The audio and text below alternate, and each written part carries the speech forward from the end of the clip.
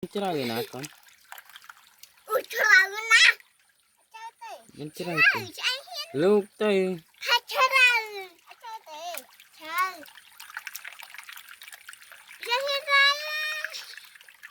Itu am tengah bang. Bên cerah ke nak tak? Giật ly khác, giật ly chơi. Ikra mà cerah. Trong ly rồi. Chắc dạ kia bật. Vai anh. Vai. Từ đây vai mình. Yeah. Cảm ơn anh chết ai. À, đây chết đi. Nói ra. Anh lên đây phải. Con ơi. Cô nó. Ra đi mua hàng cam nó. Rồi.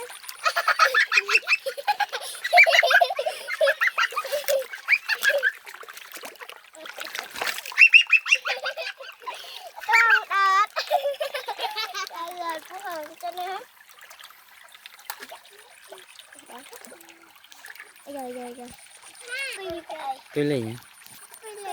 Coi lên đây gì nào. Cái gì?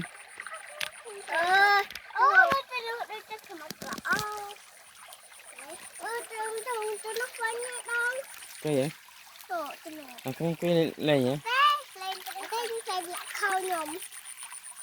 Ừ, cái gì còn?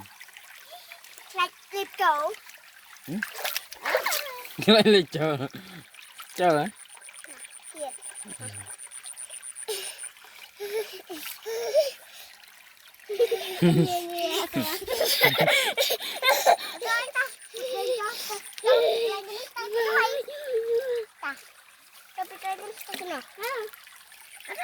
Coi nào rồi? Coi anh đang tam tắc nó rồi chứ? Anh lang lớn là rồi gì? Mẹ quy lên mày cắt lẹ anh thế. Ta dân ngọc cái này tiếp đi. Tắc nè. Tắc nó khôi trên luôn. Nó tắc cái nè.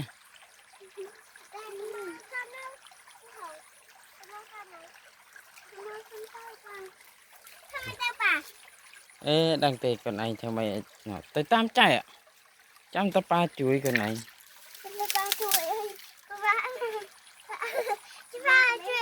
Mình là ăn lại tê. Rồi cái anh ta nốc đau mà còn. Nó tao cũng lấy chai ạ.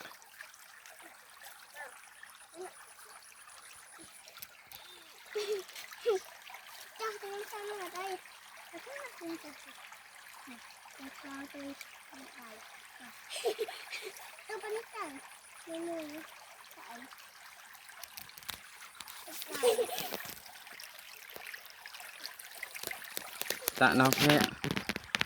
Đã thực ra.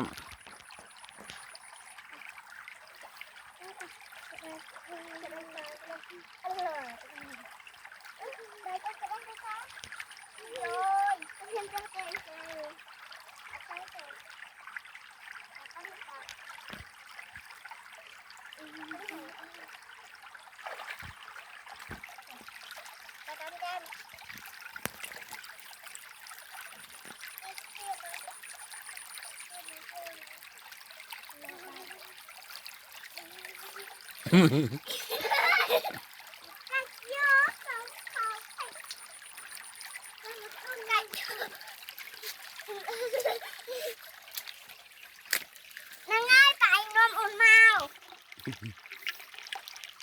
Trông qua ấy nha.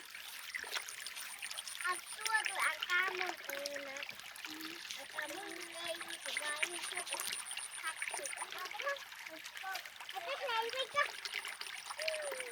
Ngoài vài rẻ chứ. Hiền cối à.